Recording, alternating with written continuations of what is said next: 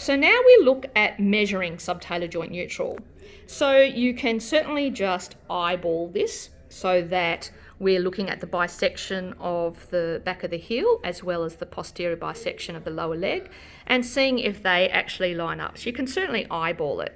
You can also more accurately use a measuring stick, so a tractograph. And essentially what you want to do with a tractograph, you have a pivot point in the middle.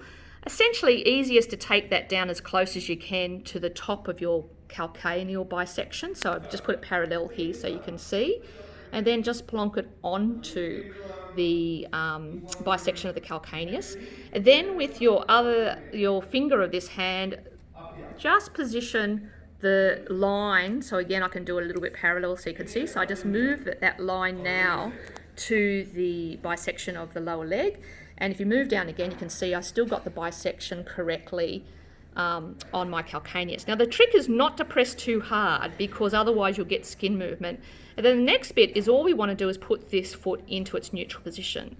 And what you can see from this is that they're pretty neutral at a 0.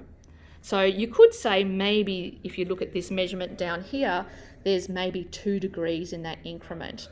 Maybe there's a 2 degrees varus in this. So, and it looks, when you look visually, if I take this away again, visually that looks like the same line.